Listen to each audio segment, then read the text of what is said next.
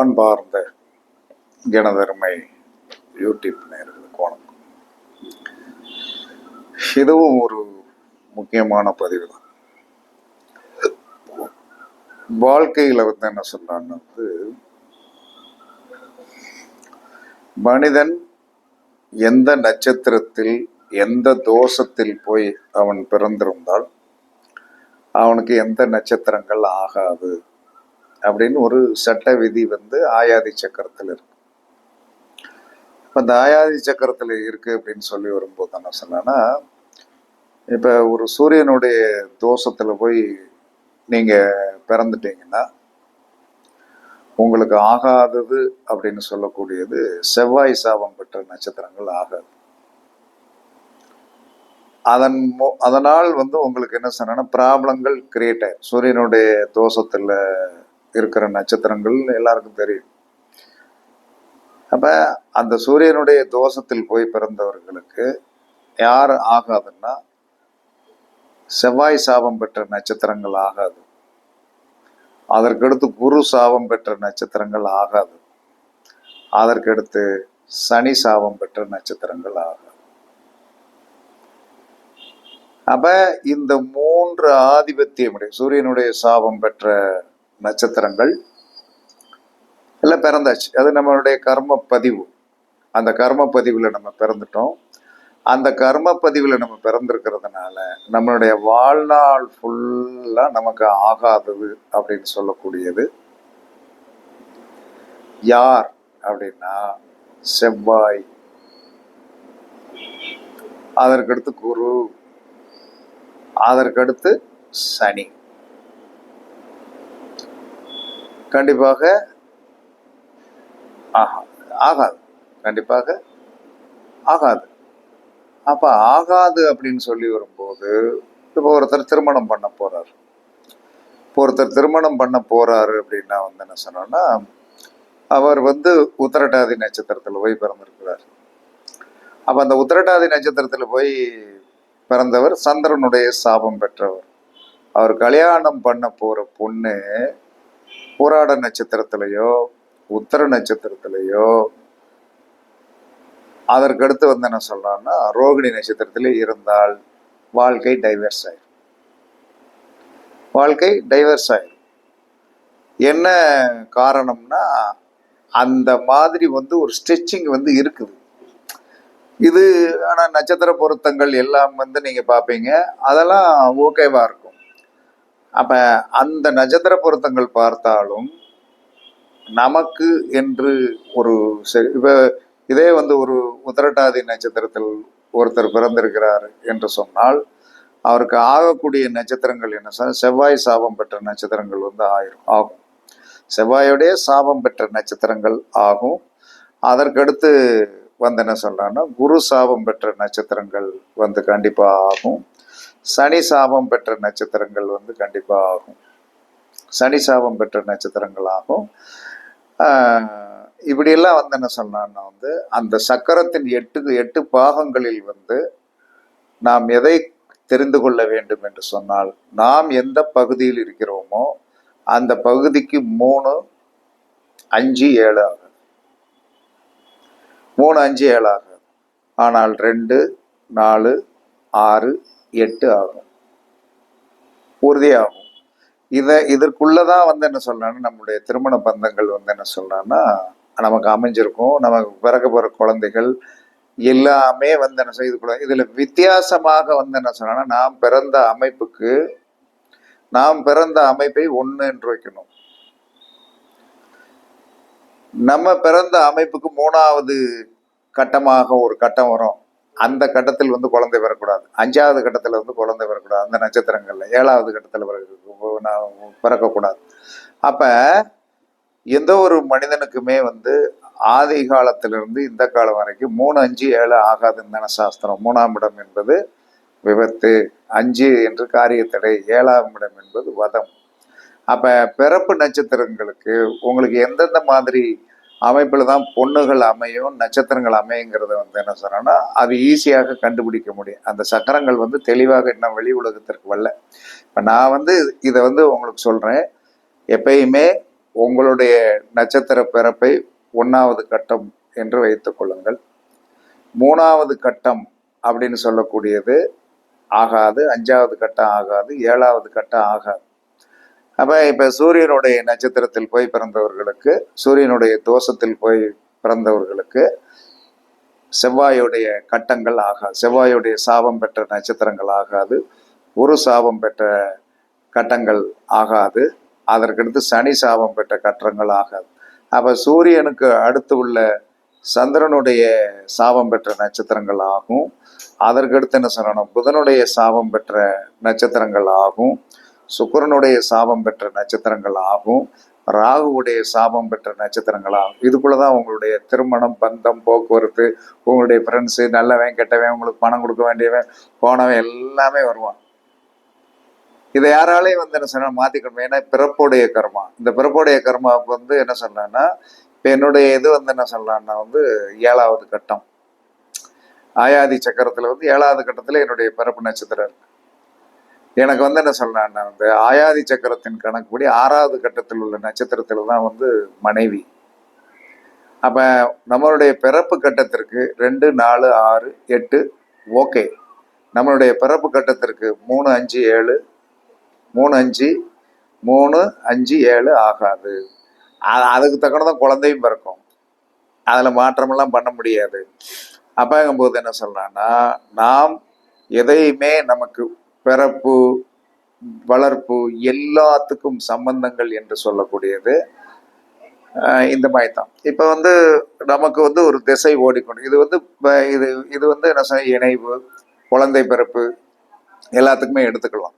இப்ப நம்மளுடைய கட்டம் ஒண்ணு, சூரியனுடைய தோஷமா முதல் கட்டம். எப்பவுமே கட்டம் போட்டு தெரிஞ்சுக்கணும். சூரியனுடைய தோஷமுடைய கட்டம், சந்திரனுடைய தோஷமுடைய நட்சத்திரங்கள், புதனுடைய செவ்வாயுடைய தோஷம், புதனுடைய தோஷம், குரு தோஷம், சுக்கிர தோஷம், சனி தோஷம், ராகு தோஷம்.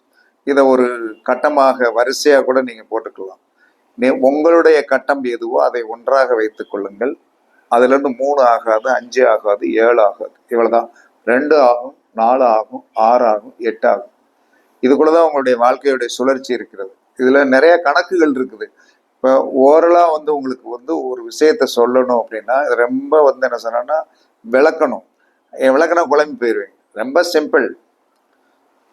சந்திரனுடைய தோஷத்துல போய் பிறந்திருக்கீங்களா, உங்களுக்கு புதன் ஆகாது, சுக்கிரன் ஆகாது, அதற்கடுத்து என்ன சொல்றான்னா ராகு ஆகாது. அந்த 3, 5, 7 ஆகாது. 2 ஆகும், 4 ஆகும், 6 ஆகும், 8 ஆகும். அப்ப அதற்குள்ளதான் உங்களுடைய நட்பு வட்டாரங்கள்லாம் இருக்கும். இல்லைன்னா விரோதம் என்று சொல்லக்கூடிய ஒன்று என்ன சொல்லனா நம்முடைய வாழ்க்கையை என்ன சொல்லனா தொலைச்சிரும். இந்த டைவர்ஸ் ஆனதெல்லாம் என்ன சொல்லனா, ஒரு உத்திரட்டாதி நட்சத்திரத்துல போய் பிறந்தவர் ஒருத்தர் ஜாதகம் வந்திருக்குது. உத்திரட்டாதி நட்சத்திரம். அவர் ஆண் உத்திரட்டாதி நட்சத்திரம், பெண் என்ன சொன்னா போராட நட்சத்திரம். அப்ப உத்திரட்டாதி நட்சத்திரம் சந்திரனுடைய தோஷமாக இருந்து அந்த 3வது கட்டம் என்று சொல்லக்கூடிய புதனுடைய தோஷத்தில் போராட நட்சத்திரம் போய் அமைஞ்ச டைவர்ஸ் ஆயிடுச்சு. 2 குழந்தைகளாய் டைவர்ஸ் ஆயிடுச்சு. எப்படி ஆச்சு? ஒரு விதத்தில் உத்திரட்டாதி நட்சத்திரத்துக்கும் போராட நட்சத்திரத்துக்கும் என்ன சொன்னா ரச்சு பொருத்தம் இல்லை. கல்யாணம் முடிச்சுட்டாங்க, கோர்ட் வரைக்கும் போய் ஜீவனாம்சம் வரைக்கும் போயிடுச்சு. இதை இணைப்பதற்கு ஏதாவது சூழ்நிலைகள் இருக்கிறதா என்பதுதான் ஜாதகத்தோடைய கேள்வி. அதிலும் இணைக்கலாம். எப்படி இணைக்கலாம்ங்கிறது அதில் அந்த கட்டத்திற்குள் ஒரு சில விஷயங்கள் இருக்கிறது. ஆணுக்கு ஓடுகின்ற திசை என்ன ஓடிட்டு இருக்கு, அது என்ன தோஷம் உடையது, பெண்ணுக்கு ஓடிக்கொண்டு இருக்கிறது என்ன தோஷம் உடையது அப்படிங்கிறத பார்த்து அது ரெண்டுக்கும் என்ன சொல்றேன்னா மியூச்சுவல் நல்ல ஒரு அண்டர்ஸ்டாண்டிங்கான ஒரு சூழ்நிலைகள் இருந்தால் அந்த மாதிரி இணைப்பதற்குண்டான ஒரு வாய்ப்புகள் கண்டிப்பாக அது வந்துடும்.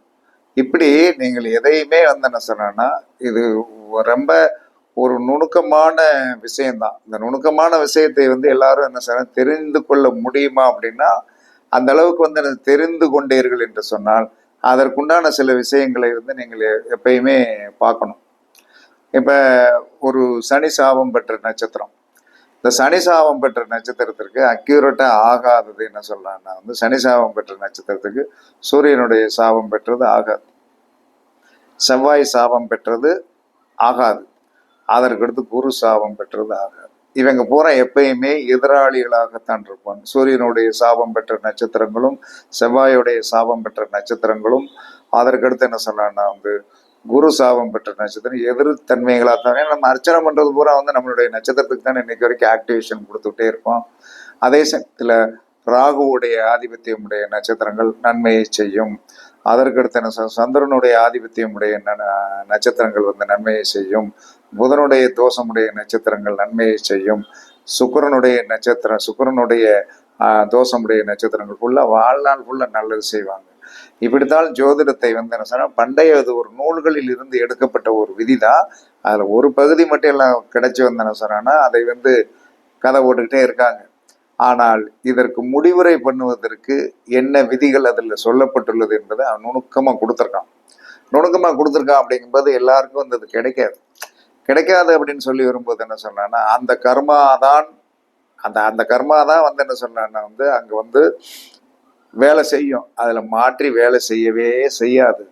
இருந்தாலும் காலம் என்ன சொல்லுகிறது என்று சொன்னால் விதியை அனுபவிக்க நீங்கள் பிறந்தவர்கள் தான். விதியை அனுபவிக்க பிறந்தவர்கள் அந்த விதியை என்ன சொன்னா ஓரளவாவது என்ன சொன்னா வாழ்க்கையில் நீங்கள் அனுபவித்து அந்த வாழ்க்கையில நீங்க அனுபவிச்சுட்டு அதற்கு பிறகு என்ன சொல்றான்னா தேடுங்க. விதியை கொஞ்ச நாள் அனுபவிக்கணும்.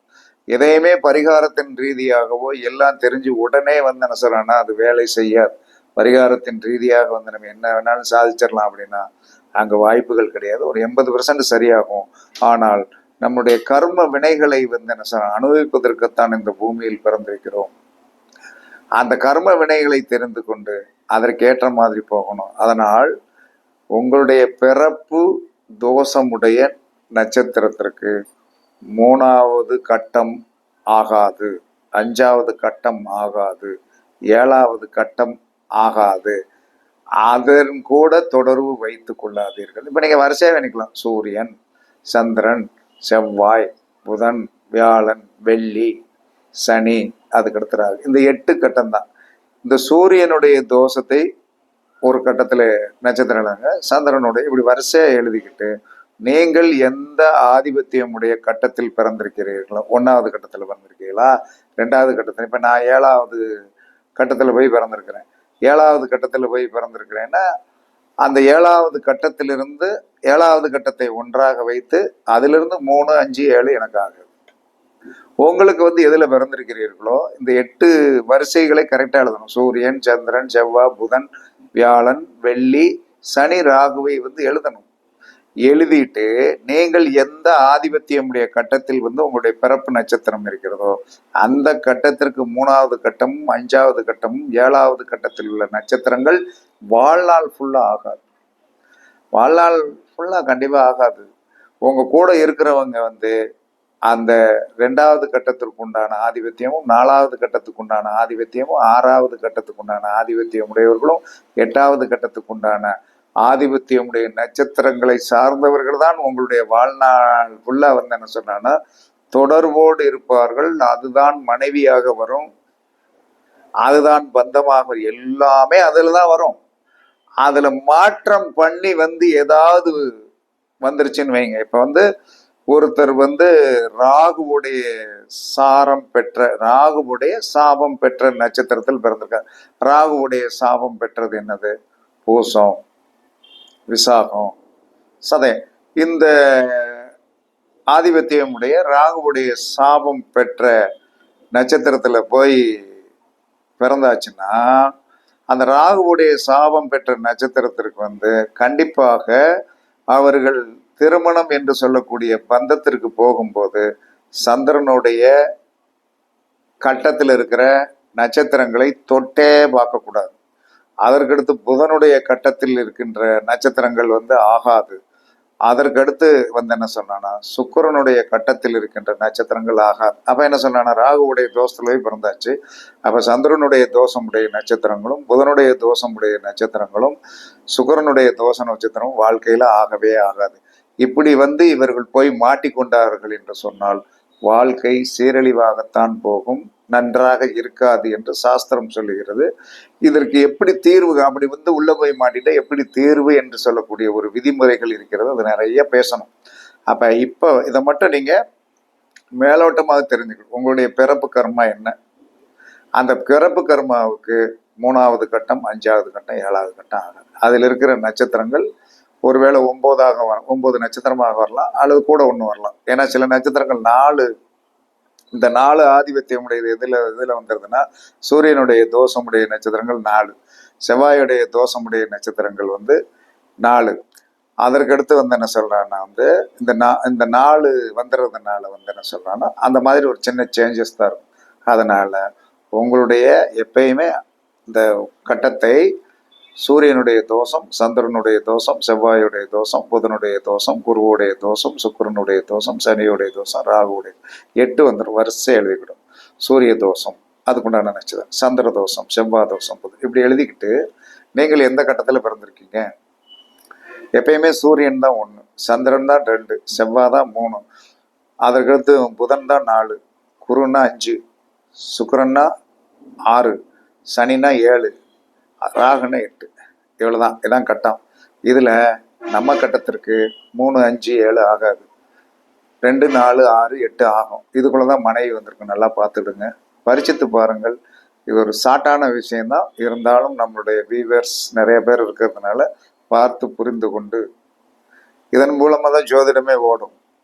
இல்லைன்னா சண்டை வந்துடும், நடக்காது. அதனாலதான் இந்த நட்சத்திரங்களை தான் பார்த்து இவங்க எப்படி அப்படி ஒரு சூழ்நிலைகளில் சந்தர்ப்பத்தில் நம்ம வந்து ஜோதிடம் சொல்லணும்னா அதை மென்மையாக அதை கொண்டு என்ன சொல்றான்னா வந்து தள்ளி விடுறதுக்கு தான் முயற்சி பண்ணுவோம் தவிர அவர்களிடம் வந்து என்ன சொல்றான்னா நம்ம வந்து அதிகமான தொடர்புகள் வைத்து கொள்ளக்கூடாது. வைத்து கொண்டீர்கள் என்று சொன்னால் உங்களுக்கு என்ன செஞ்சிருவாங்க, பிரச்சனைகளை கண்டிப்பாக கொடுத்து விடுவார்கள்.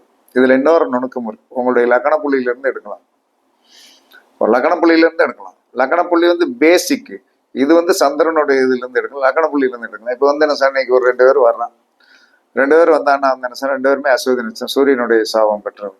நம்மளுடைய லக்கண புள்ளி வந்து என்ன சொல்றா, ராகுவுடைய சார் 2ஆம் இடம், 2 கூட இல்லை, நல்லா கை நிறைய காசு கொடுத்துப்போம், கை நிறைய காசு.